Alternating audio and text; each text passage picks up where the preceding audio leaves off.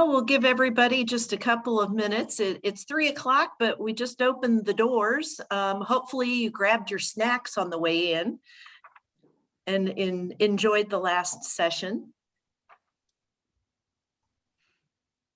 It looks like we're okay. We've got a good crowd today.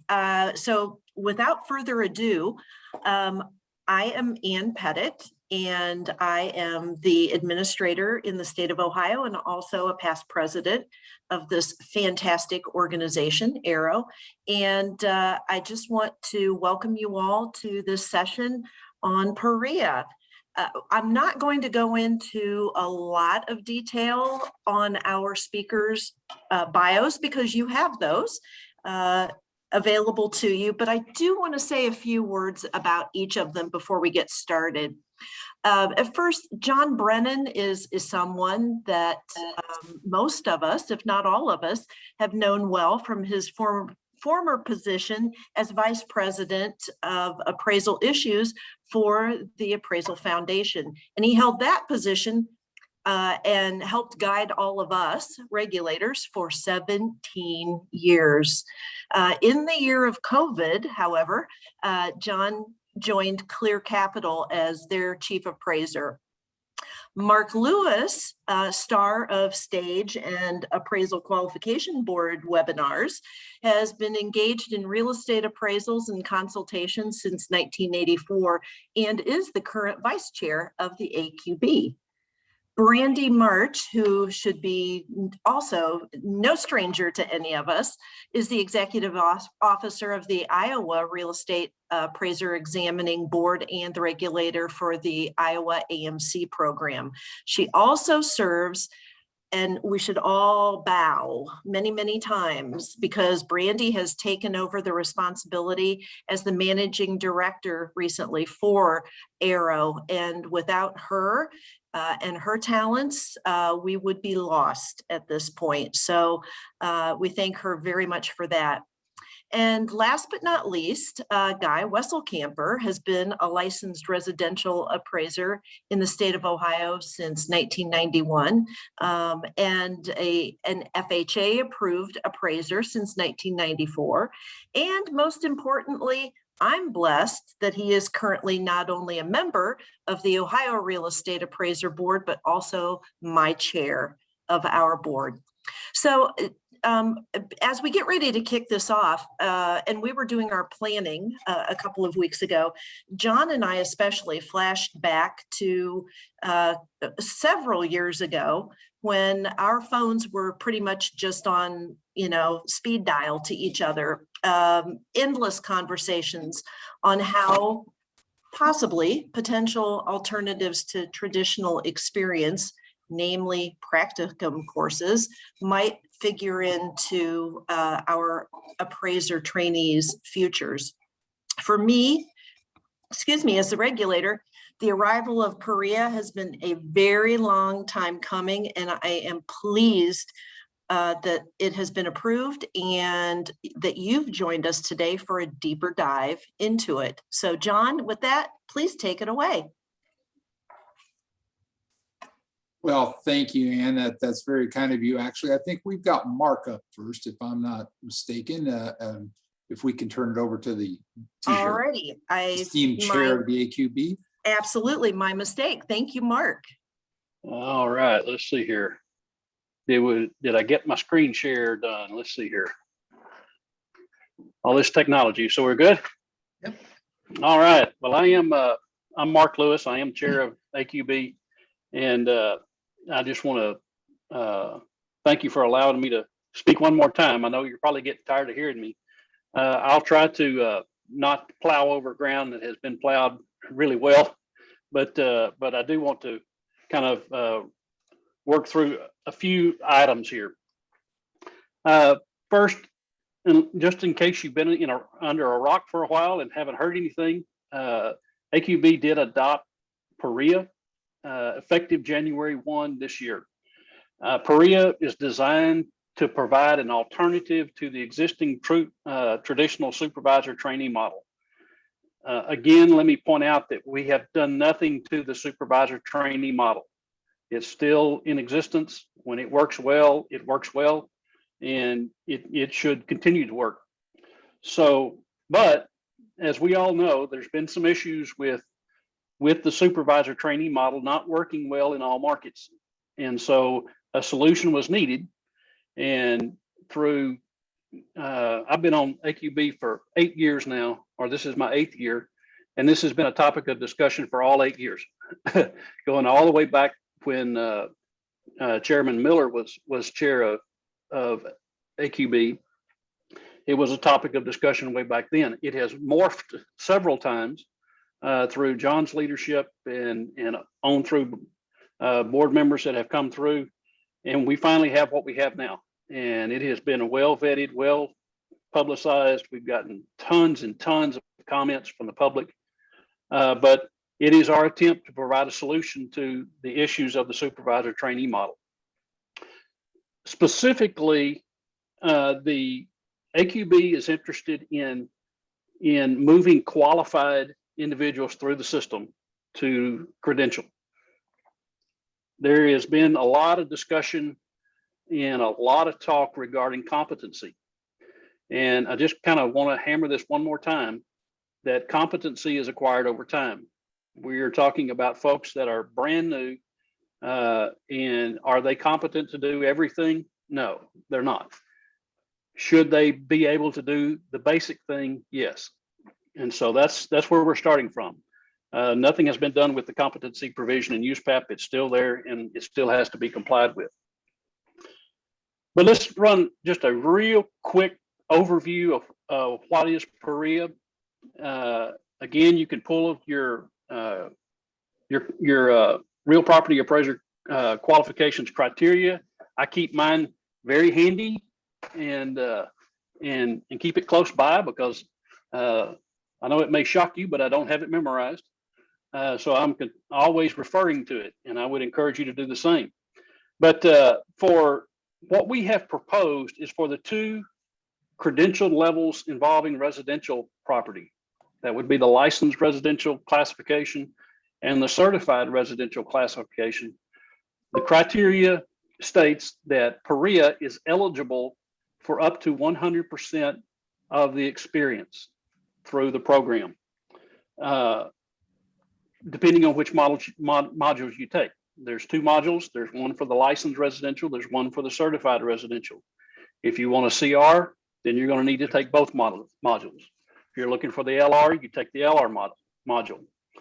For the certified general classification, that takes 3,000 hours of experience, but in that 3,000 hours, it says that 1,500 hours has to be in non-residential assignments. Parea can fill in the gap for the residential part of that, or the other 1,500 hours. So it's not lost on certified general folks coming through. They can still get some credit through Parea, ideally. Now, continuing on with the overview of Parea, Parea does require periodic mentoring, and we are making a distinction that in the traditional supervisor trainee model, we have supervisors. In the Parea model, we have mentors, and they are different. The mentoring will be just that. It is mentoring. It is an opportunity for qualified folks to meet with the participants in the Parea program, answer any questions, make sure that they understand what they've done, how they have applied the material, and then move forward. So it does have that mentoring aspect to it that's required throughout the modules. And there are specific touchstone points in there that are minimal, that have to be met. Carl, comma, new paragraph. There you Looking go. forward to seeing you here. I tell you what, I wish I could do that and do that audio, but I can't. My audio translator can't translate redneck. So, all right. But continuing on, Parea requires the participants to complete USPAP compliant appraisals. That is within the program. We're giving providers wide discretion on how that's done. But at some point during the process for a LR module and the CR module, there has to be a minimum number of USPAP compliant appraisals provided there. And that is encased within the program. Now, once successfully completing a Parea program, assuming that the jurisdictions give up to 100% of credit, participants still have to pass the national licensing and certification exams. So they're not finished yet. So just understand that, you know, Parea is not the capstone. It's actually that exam. So they still have to do that just like everybody else. I would refer you at this point to the criteria, and I hope that you have your 2021 criteria. There's electronic copies that are available online at the Appraisal Foundation's website. But within the actual criteria, there is a very robust content outline in there. And this is just a clip out of one of the modules, the licensed residential module. And it illustrates kind of the broad topics that must be covered within a Parea program. But you'll notice, for instance, under number 10 here, Roman numeral 10, it says review sections 4 through 9 with mentor. That's one of those touchstone points that's going to have to be completed. Okay. Again, continuing on, this is another clip out of the criteria, out of the residential module, the licensed residential module, but it starts talking about assignment elements and competency issues and how to do that. And it's very specific. It's kind of, we have hopefully worked a balance between being specific enough that we get a robust program, but also allowing the providers wide latitude for creativity, innovation, technology, and to actually implement this. So we didn't want to be overly prescriptive. Again, you can go to the website, the Appraisal Foundation's website, and you can look under the appraiser qualifications criteria, and there is a button there for Parea. It's specific for Parea. We have 3 basic sections in there. There's questions and answers for participants in a Parea program. There's question and answer for providers, and there's also a question and answer for you regulators that are there. So I would encourage you to make use of those aids on the website. Now, where are we today? We don't have an approved program yet, unfortunately. But what I can tell you is that we have reviewed concepts of programs to date and have looked through those at the full board level. We're not ready to announce anything, but hopefully those providers will begin to actually start developing the program. I am hopeful that maybe toward the end of the year, maybe first part of next year, we'll start seeing rollouts of programs. Are we going to have a whole bunch of programs available? Probably not, because it's expensive to do it. It's a significant undertaking for providers to actually develop these things. So we're not expecting just a massive amount of approved programs. To date, California, as we understand it, has approved up to 1,000 hours. Iowa, as if I understand correctly, has adopted in full. Colorado has adopted in full. Pennsylvania has some other ideas of something a little short. And then there's all these states that have sections in their state regulations that automatically adopt the criteria as a minimum. Not exactly for sure how this works out, but you know, there's a good number of states there. So we're hopeful that we will get good buy-in across the jurisdictions of a program. Again, if you have questions, if there's something we can do, AQB is all over this. when a program is submitted, it is reviewed at the AQB board level. We're not pushing this off. So this is, all board members are actively involved with this. So with that, that is my presentation. I think we're going to hold questions to the end. So that is it. Let's see if I can stop sharing your screen. Although I will say that we have one for you at this point, Mark. So I'll go back on my word just a little bit, since we have Okay. one that I think you can answer right off the top of your head. Who serves as a mentor, and what qualifies someone to be a mentor? Essentially, anybody that is qualified to be a supervisor or appraiser is qualified to be a mentor. So if they qualify under that reg, then they're good to go. With the exception that they don't have to take the supervisor trainee class. That would be the only exception.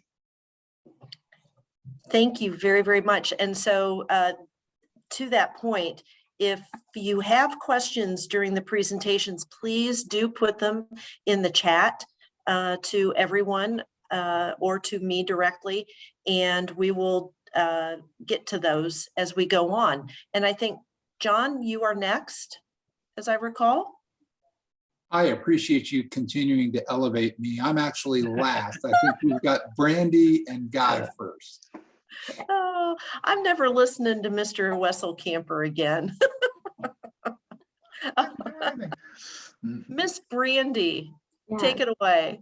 You can see my screen, right? Just making sure. Yep. All right. Hello, everyone. Thank you for allowing me to present on behalf of the Iowa Real Estate Appraiser Examining Board. Today, I'm just going to go over why the Iowa Board decided to adopt Parea, sorry. And hopefully you guys can use some of the knowledge to help answer questions from your board or staff, find ways to have more in-depth conversations, and ultimately overcome any concerns that your jurisdiction may have. Iowa's board is made up of 7 members. 5 of them are practicing appraisers and 2 are public members. And we were fully staffed at the time of our adoption. For background purposes, Foundation is immediately sent to all board members via their state email addresses. This includes all the exposure drafts, white papers, memorandums, newsletters, and everything that comes out from them. Sometimes, in addition to having the board members read all the information on their own, I provide either a synopsis of the material during my report to the board, or I put it on as an agenda item during the meeting. The purpose of adding it as an agenda item is so that the board can discuss it as a whole, determine if there's any comments that they want to issue on behalf of the board itself, and so that I can ensure that they fully understand the matters that are being brought to their attention and things going on in the industry. The board ended up discussing the matter in depth at 3 meetings, the October 28th, November 18th, and then again on January 27th when it was finally adopted. So during the October 28th, 2020 meeting, the board was apprised of the adoption by the Appraisal Foundation and was given another copy of the exposure draft. They were advised that they needed to either adopt Parea, adopt it in part, or deny the use of it in Iowa altogether. At this meeting, the board members were very leery of Parea, and they ultimately decided that they were unable to make an informed decision, that they needed more information and time to contemplate it. The topic was tabled for the next meeting, and I was asked to provide a short synopsis of Parea in lieu of the second exposure draft that was presented to them. So in November, the board met once again. A summary was presented to them, which I'll show on the next 2 slides. The synopsis covered who uses Parea, what mentors are, what the program was designed to do and accomplish, the ultimate goal of the Appraiser Qualifications Board, and the maximum allowable experience per module. The board discussed the matter and agreed that individuals who wish to get into the appraisal profession do actually have a hard time finding a supervisor. And they also agreed that further investigation was still warranted. So once again, they tabled the topic for the next meeting. And this is just a brief look at has been revised just a little bit, but this is the summary that I gave to the board, and it breaks down Parea into the who, what, when, where, and why, as you can see. And if anybody wants a copy of this, I can give it to them. So then during the January 27th, 2021 meeting, I provided an overview of the Appraisal Foundation's webinar that took place on January 21st for the providers. And we discussed how the criteria was going to be followed by the AQB when reviewing a provider's program. This meeting had a lot less discussion on it from our board members. Ultimately, Loretta Laubach, one of our public members, made a motion to adopt it. It was seconded by one of our practicing appraisers, and it was fully adopted at that time. Parea, we don't have a licensed appraiser category, so we can only do the certified residential and certified general requirements that come into Parea. But at each meeting, conflicts with regards to reciprocity complications were outlined. Should Parea not be adopted, how unfair it would be to accept an out-of-state applicant who completed a Parea program in another jurisdiction, but not to allow somebody who resides in Iowa to get the same type of training. And this is partly due to Iowa's reciprocity laws, our statutes, and our current practices. There were also concerns about the inability for some to find a supervisor, the fact that the current training method is not always consistent, and the subject of the scope of practice of the supervisors also comes into practice. So I asked each board member to share some of their individual concerns about Parea with me in an effort to bring this to your guys' attention today. One of my members said that everything seems to be getting shortchanged in the profession. Another said that the unknown of being able to see how the work would be accomplished or to speak to someone who went through this training program was problematic. In addition, because Parea is new, there's no proven track record of it being successful training practice in the profession, and that it may not produce reliable appraisers. Another board member said that nothing can beat on-the-job training. So then I asked them to tell me why they decided to vote yes on Parea. And their responses ranged from not wanting to, quote, swim against the stream, to not wanting to be different than other states who do end up adopting Parea and ended up with reciprocity issues. Another voted yes because the fact that there is difficulty in finding a supervisor right now, and Parea does sound good in theory, and that there's so much effort and energy used to create the program that it should be given a chance.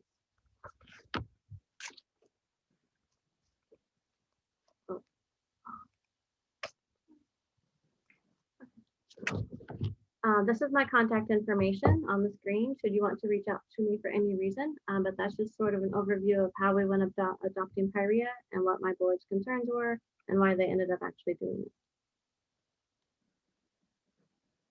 And now it's Guy's turn.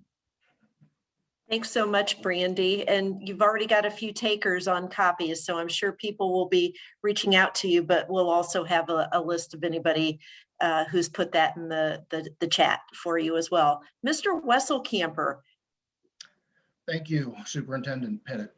I want to thank everybody for taking the time to view this webinar because we think in Ohio that this is a great program. I'm not going to try to wow you with my PowerPoint skills because I don't have any. So it's just going to be me talking a little bit about how we in Ohio felt when we voted on this back in, I believe, February.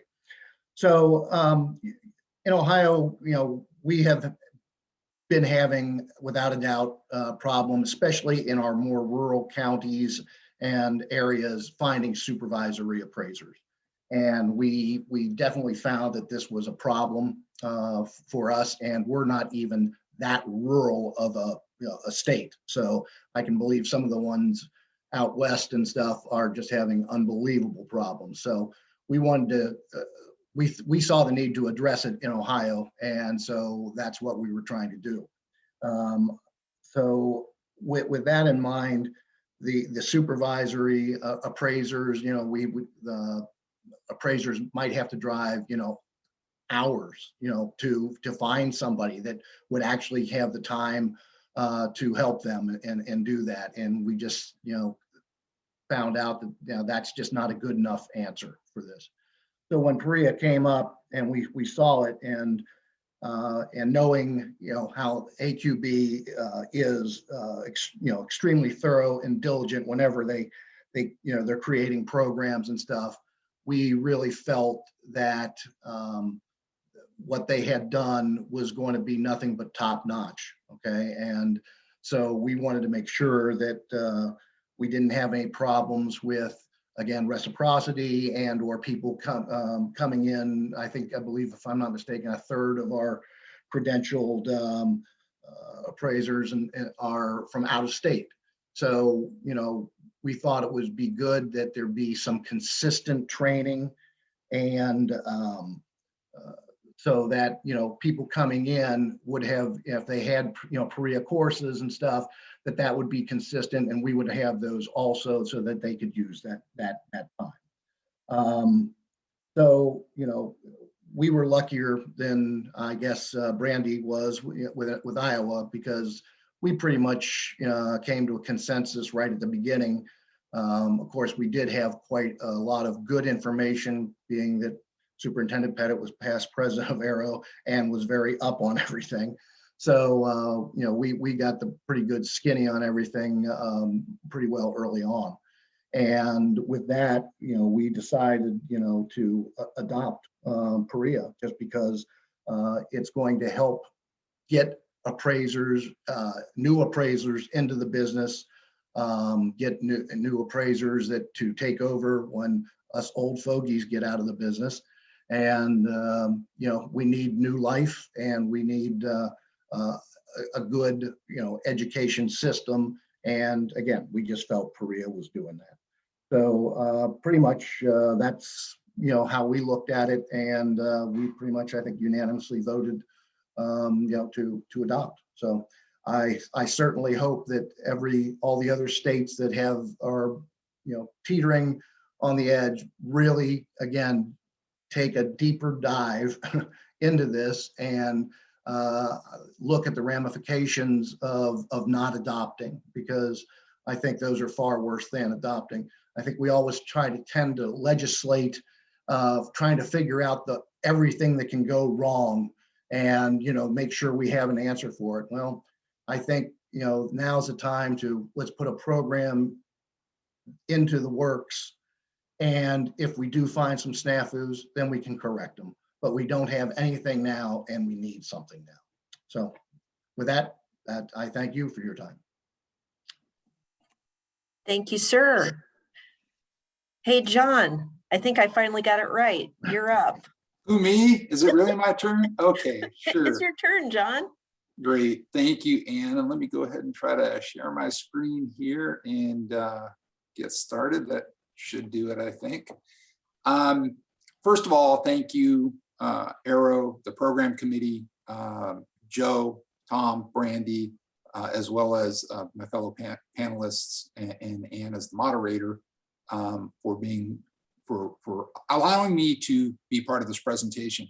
I think that, you know, for those of you that don't know, I am a former state regulator, so I understand very clearly what some of the concerns are, what some of the issues are, and some of the things that you're facing in looking at not only adopting Parea, but your overall operations and what we have to be concerned with. But it is good to be back with my state appraiser regulatory homies. My first Arrow conference was 1998, if that gives you any idea.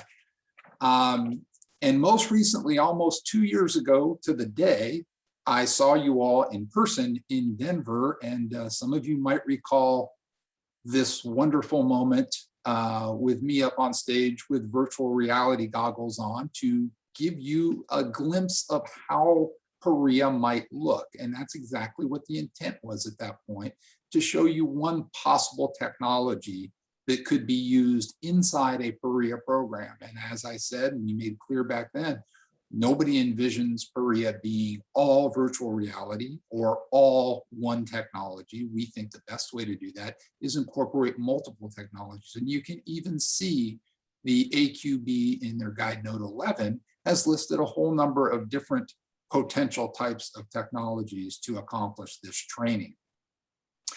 So today, what do we want? Really, to make it most clear, the objective of this presentation is to help states make a better informed decision about what they want to do with Parea. As you've heard from some of the other panelists, as you've heard in the prior session, if you heard that, there are a lot of reasons to consider adopting it at 100%. We encourage that. We think that, and I'll get into that in just a moment. We think there are a lot of things that play off that, including reciprocity, and including being able to address your would-be appraisers in your state that say, I have a way to get my experience, to get my credential, but as in this particular state, you've limited that, and now I do not have that ability to go to work like I would otherwise. And that is going to be a question that could come up that, as I think Mr. DiBiasio said, you want to make sure you've got a good defensible answer for if that question does come to you through your state legislature. The other thing I want to mention here and to underscore is that the traditional model of supervisor and trainee and Parea are two completely different things. You cannot look at one and compare it to the other. You cannot look at Parea and say, well, if it takes 6 months under traditional experience, it should take 6 months to go through Parea. These things are apples and oranges. When you're talking about Parea, you are talking about fully immersed training, where this participant will be doing the things that are necessary to learn how to appraise, not necessarily going out on multiple similar assignments with one supervisor or spending an entire training period in a certain locale and under a certain market condition. This will be a far more varied and broad-based training that there's not time spent driving around, looking for comps, doing other menial tasks. It's much more focused. So you have to understand these are two very separate things, and you shouldn't try to equate one versus the other. It's important. So we talk about what this deeper dive in state adoption can mean, and you've heard a couple of people already talk about this, both in this session and the last. You know, this is all about keeping appraisers relevant. Okay, if you don't believe appraisers should be part of the solution going forward, then you shouldn't be here. You shouldn't be listening to this. You shouldn't be trying to find ways to make your regulatory obligations easier, to make them, to facilitate people who are otherwise qualified to get into the profession. But assuming that you believe that appraisers should be part of the equation going forward, as I do, this is a good way to help ensure, number one, that there's an adequate supply of appraisers. You know, it does not, we saw what happened last year. You saw the number of waivers that went up. You see that at every turn, people saying, oh, we don't really need appraisers, we can look at other ways. And if that becomes an issue to where there aren't enough appraisers to do work, or we don't have new people coming in, that may be something that we have to face that we really don't want to. Also, with what we've heard and seen a lot over the last year, and in particular, the last several months, is the issue about potential bias and discrimination in the appraisal profession. And one of the best ways to try to combat that is to make sure that, as you've heard so many times, Dave Bunton and the Appraisal Foundation and others say, the appraiser population needs to look more like the general population. That is something that is very important. Keep in mind, there are people outside our profession that are going to be looking in to our profession and saying, what are they doing? Is it right? Is there an avenue? Is there a pathway for people to come in of a diverse background?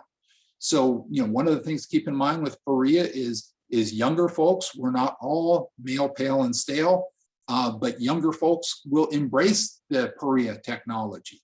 They've grown up with it, and it comes very natural to them. That can facilitate a better training experience and better understanding.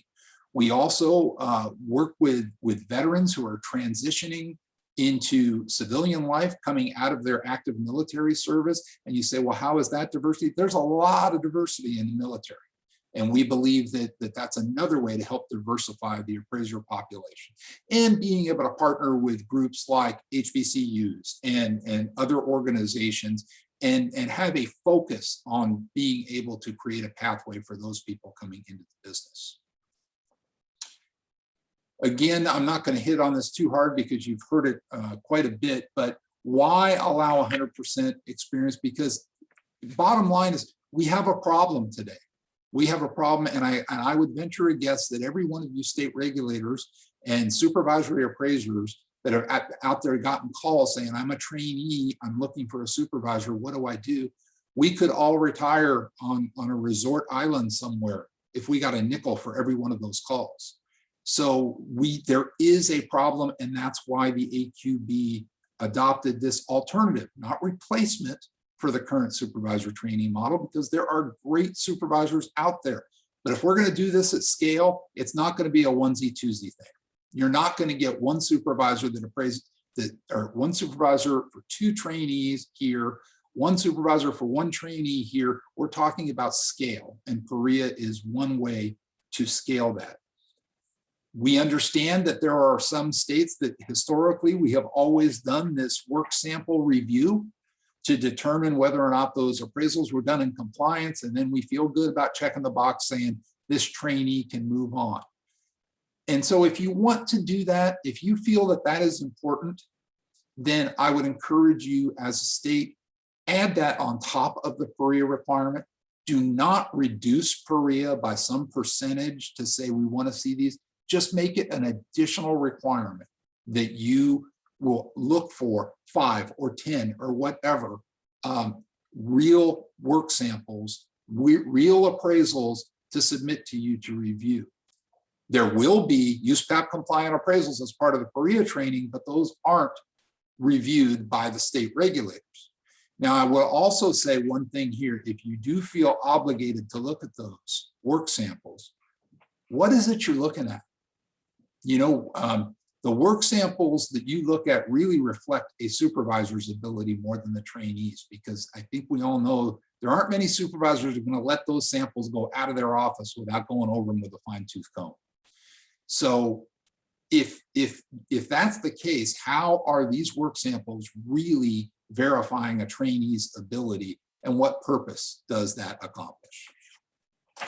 So let's get on to showing you a little bit about how some parts of Parea could look.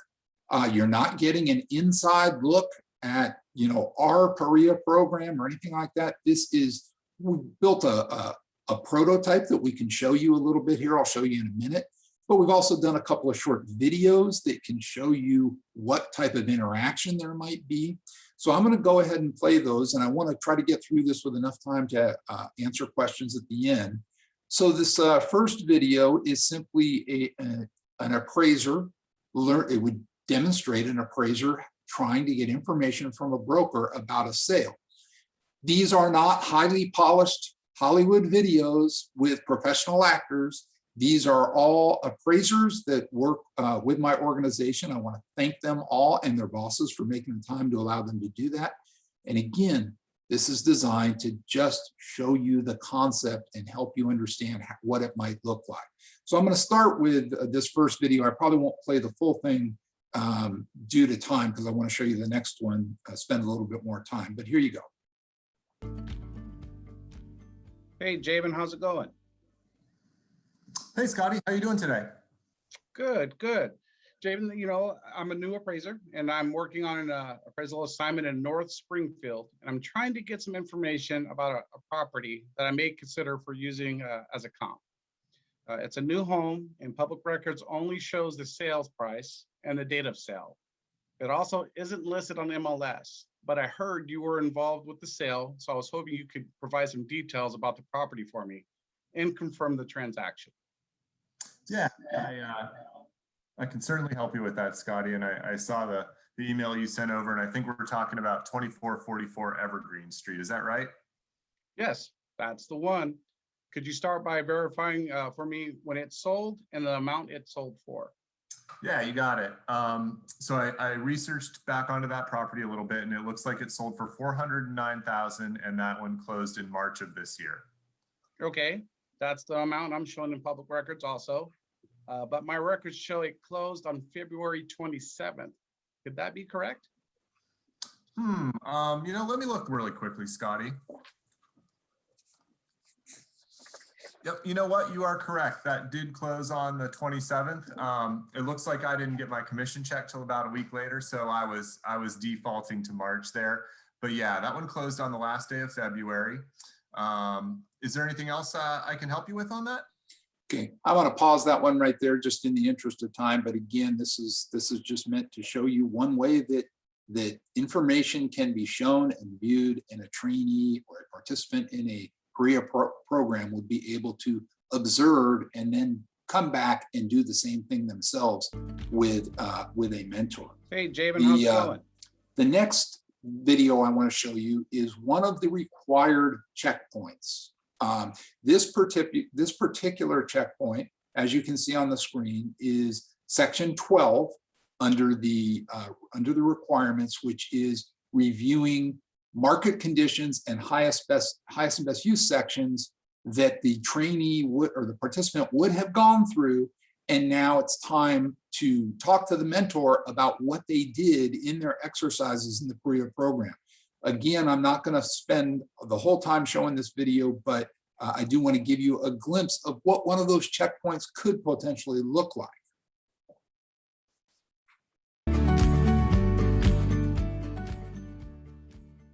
Hi, John, it's Heather. I received an alert that you received one of the required checkpoints in your Parea training. Is that correct?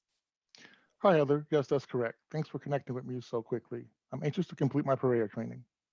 That's great. Yes, I'm sure you're very excited about completing the program so you can go on and apply for your state license. Let's get started. I see you've completed the sections on highest and best use and performing neighborhood and market research, right? Yep, that's just what I finished up. Now I just need you to sign off before I can proceed any further.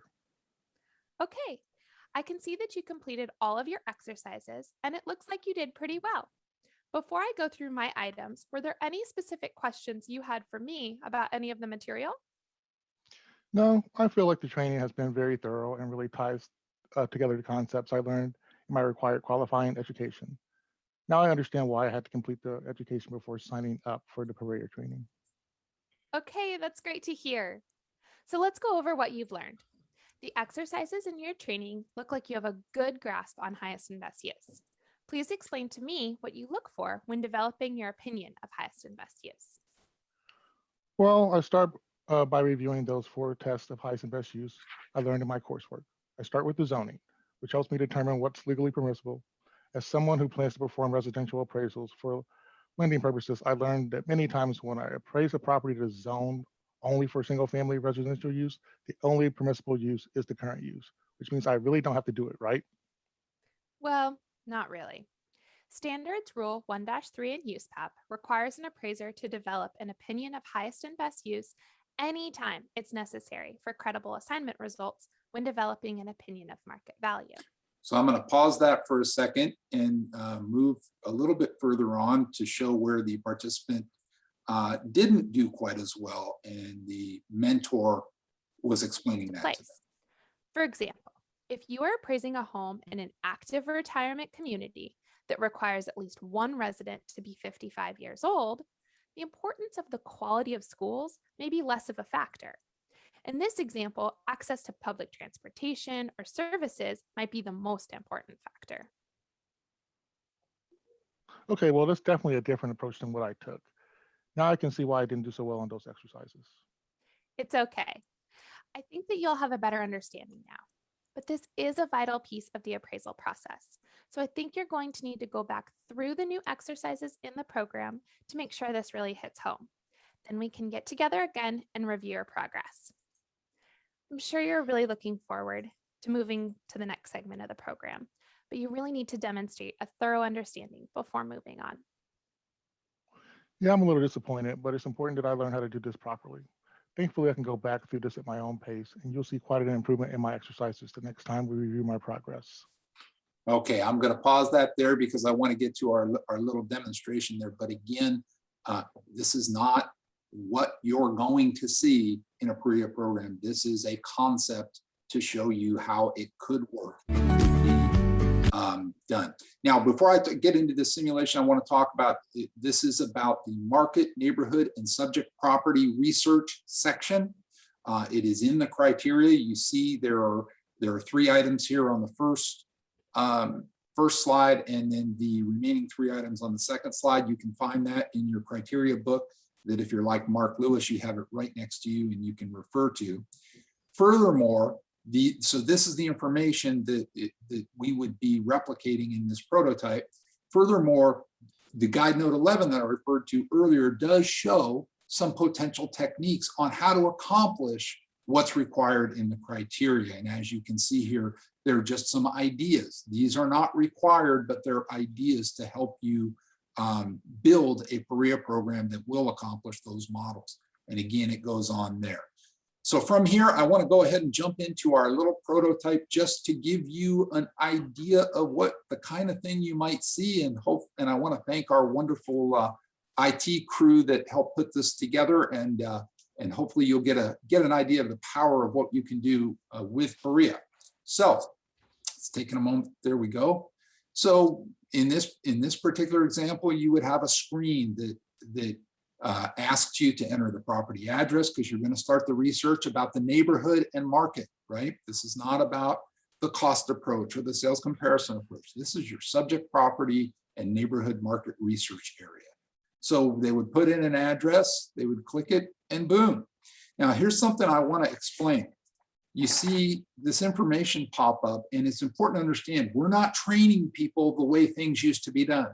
You know, when I and many of my cohorts out there started, you went to microfiche and you got whatever information the county or the city had about a property, and you went to another microfiche and got a plat map, and then you had to go to planning departments or zoning departments and get information about the site. We can still show how to do that in Parea, but we also want to show what current technology allows, so that we're training people going forward, not going backwards. So in this particular prototype, you see that we've got information about the subject property that came up. Hey, we've got some photos here. How did we get those? Well, it just so happens that maybe this property was listed for sale on MLS before, and there's access to that information and those photos, and we'll show you that more in a minute. But you can look at a gallery of the photos. For example, this is all designed to help this participant get a better idea about the subject property and about the market that they will then be adding in the training. You can get an idea of your street view. You know, again, gives you an idea of what you're dealing with before you get out there. And of course, you can have a map view, which will show the subject property and the surrounding neighborhoods and areas there. This is just designed to help that participant get a feel for what this particular assignment might involve. We go down and we have a property overview. Again, we have a little map view here, but we also have zoning information, flood zone information, information about a county use code, the lot size, etc. Again, this is a prototype. Don't get hung up on something being here or not being here, because this is just a concept.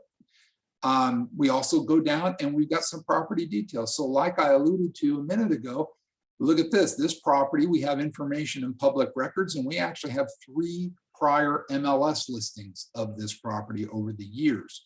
So right away, we've got information about this subject property that didn't require the participant to go to 4 or 5 or 6 different sources and perform searches. Can we show them how to do that? Yes, we sure can. But we want to show how this is technology that is available today that they can learn and be more efficient and more effective at what they do. So we can show them these various sources of information. And then, of course, before we get onto the market a little bit, one of the most important things in Parea is that connection with the mentor at all times, at any time during the program and at those required checkpoints like you just saw in the video. So you see a little box up here, contact mentor. Well, the first thing, because you may not have the same mentor through the entire Parea training, right? They may be assigned to different sections, whoever's available, et cetera. They've all got to meet the qualifications that you heard Mark Lewis talk about. But let's say that you want to learn a little bit about this particular mentor. Well, you can go onto this box, you can get the background of the individual. Maybe this is a type of appraisal that he or she has worked on in the past and can give you some real good insight on, general contact information, et cetera, just to give you a feel with who you're dealing with as your mentor. And you say, okay, I've already seen something here that I have a question about. Before I go any further, I want to talk to my mentor. So you click this little box that says contact mentor, and you can see they have a little chat box. And the participant is saying, I need a little bit more information. The mentor says, hey, we can do a video call, or if you want, just share the link with me where you're at in your program. And we have the ability to just put this little link in here, send it along, and now the mentor knows right exactly where the participant is in the program and can get right on board with them. Alternatively, we can say, let's do a video call, and like a Zoom call right here, we're able to go right into that, and the participant would be able to see the mentor, speak with the mentor, and have the appropriate page or section of the Parea training. So in addition to the subject information, we also have information on the general market, because remember, that's the section we're talking about here. So we can pull this up and we can see we've got a map here, Sacramento County. This particular property is located in the city of Folsom. That's up here. And so we want to get some general information about Sacramento. We say, okay, there's Folsom. What are some of the surrounding communities, for example? Well, we've got Citrus Heights. And we've got little information we can see right here about median home price and whatever information you want to put there. And you can compare it to your subject property neighborhood and see, well, maybe that's a competing neighborhood that I want to consider. Maybe it's not. Same thing with going over to Fair Oaks. You can look at that as another alternative, but it also gives you a better understanding of the general neighborhood and market that you're dealing in. You can go to this particular arrow, which will show you more information about the county. And again, you will see if you really want to read closely here, this is Latin. And if you know what that means, that's great. It's that purposely we don't have anything in here because we just want to show you the concept that you can be putting in. You can have links to whatever type of information you want: the economy, the median households, employment, housing trends. We've got external resources. So we're in the county of Sacramento and we say we want to learn a little bit more about that. Well, here is a website that we can go to immediately that shows information about Sacramento County.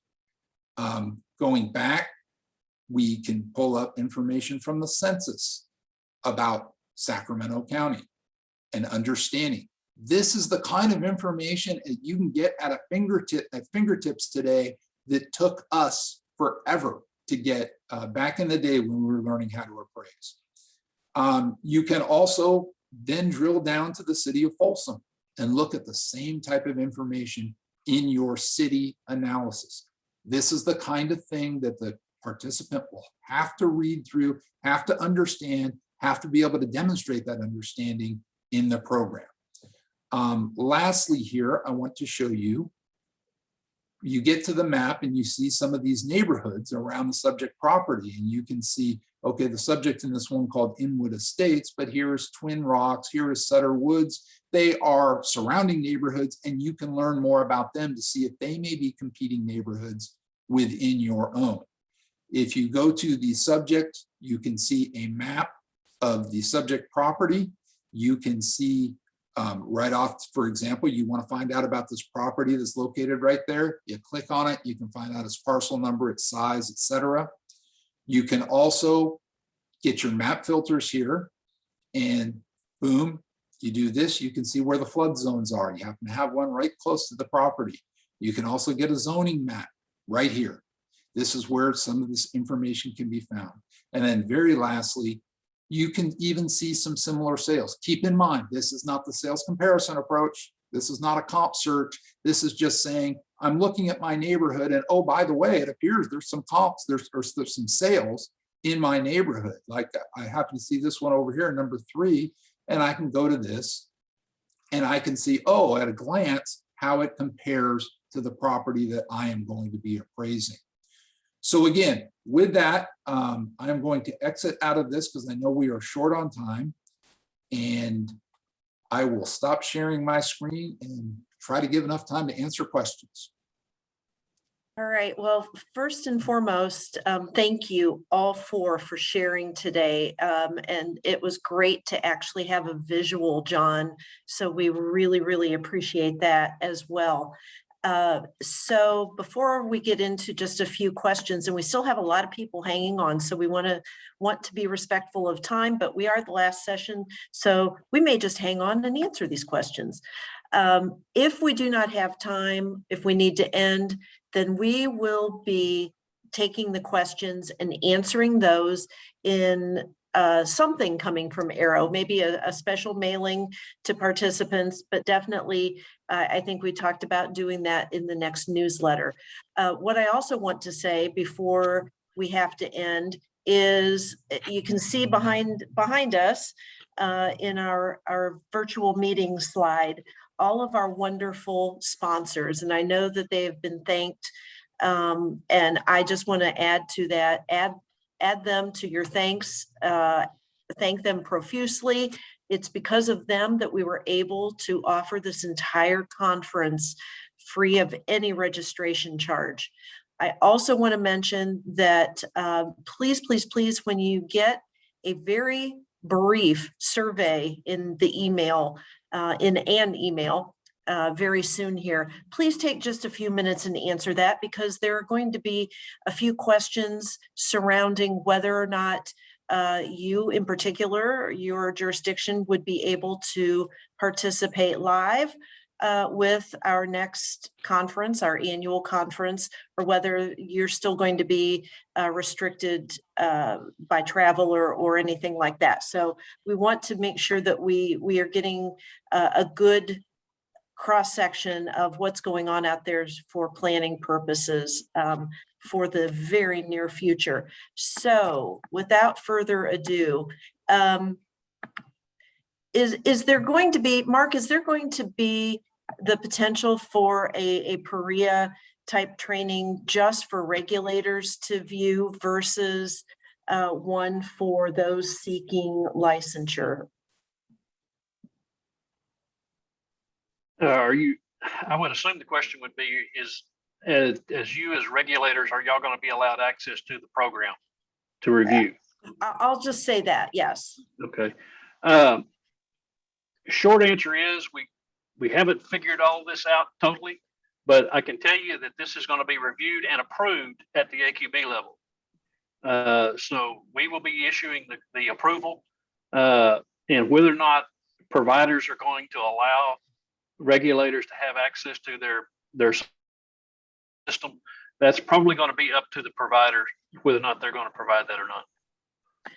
Thank you. Another one probably for you, Mark, has to do with how mentors come to be. Are they not like similar to instructors, since this is a program that goes through approval by the AQB? And so those mentors are part of the program or not? Is there a different method? Yeah, here again, the providers are required to have a sufficient number of mentors to allow for the volume of folks they've got going through their programs. So this is on the responsibility of the provider to assign those mentors. Now, the great thing about this is we've had a lot of feedback from folks who are getting toward the end of maybe their career and looking to give back to the profession that's been so good to them. And they are wanting to be mentors here. So liability wise, it's not the same as being a supervisor. As John said, this is apples and oranges. So this is mentoring not supervising. So these folks aren't signing off on appraisals and accepting liability for the activities of the trainee.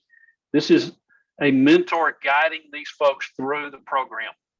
If the program works right, the program should guide these folks through, but these mentors are there as a resource for them. Has there been a consideration of partnering with taxing jurisdictions so trainees could get some background in that arena for the appraisal process? Again, this is a kind of a wide latitude for providers, but it's going to need to comply with that outline that's in the criteria. If there's some sections in there where you can put in some assessor type interaction, that's great, as showing them how other things are done. But primarily, we're talking about the appraisal process here, and not from a assessor standpoint. Is there a set number of students per mentor that's going to be anticipated? Again, this is a provider issue. The only requirement that AQB will have is that the provider has to provide enough mentors for the volume. I will tell you that the Appraisal Foundation is keeping a registry, I guess, or a log of folks who contact the Appraisal Foundation and say, hey, when you get an approved program, sign me up. And if I'm not mistaken, there's probably about 500 folks on that list already. So there's a pent-up demand for this type of training. Absolutely, because I can speak firsthand to the fact that we've been sending that link to our trainees who are registered with us, who at this point have been unable to find a supervisor. I'm going to quickly answer yes, in a manner of speaking. John's presentation, because this entire session is being recorded and will be available again at some point, either, I'm not sure, Brandy, is this going to be available on the Arrow site? Yes, it will be on Arrow's website under conference presentations. There'll be all the links to the actual PowerPoints, and then a copy of the video will be on there as well, of the recording. Thank you very much. And John, your presentation helped answer a lot of questions that were out there. Again, a good visualization, simulation of what's going to be going on.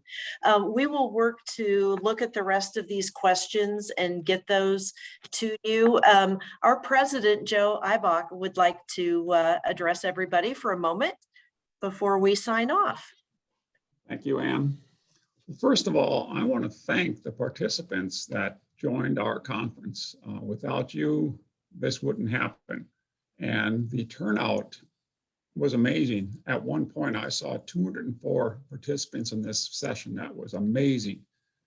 And I think it has to do with the presenters and the topic, which is a great topic, and it worked really well. A couple other thank yous. All the presenters. Brandy, without you, we'd be lost, especially me. As she knows, I'm not very computer literate, so she's been an extreme help to me. Program committee, Tom, you're out there somewhere. Again, a great job. I think this is the third virtual conference we've had, and they've only gotten better. Will we do it again? I hope not, but I can't say that for sure. We're looking to do something in the fall. We don't know exactly what it's going to be. Is it going to be in DC? Is it going to be somewhere else? Is it going to be virtual? Is it going to be a combination of virtual and in person? We're working on that. But like Craig Steinley said earlier, I sure miss seeing everybody. And a lot of you I've never met. I was looking forward to meeting you, and hopefully we can do that. 2020 was a challenge, but I think Arrow stepped forward and did the best they could with what we had. I'm really proud of everybody in Arrow. We've got great committees. They're working hard, even though they can't meet. And Arrow is still working on moving forward with education. We've got the RTC courses, the CSI courses, the investigator training courses. Be assured we're still working on those, and we'll have some announcements, hopefully in the near future with that. So that, I don't want to keep you any longer. I just want to say thank you again. It's been a great conference. Back to you, Ann. Thank you, sir. We appreciate your leadership as well. Thank you again, everybody. Great conference. And again, thank you to our program committee, especially, and our entire leadership group. So it's good to see everybody, and take care. Thanks so much, panel. Thank you, everyone. Bye. Bye-bye.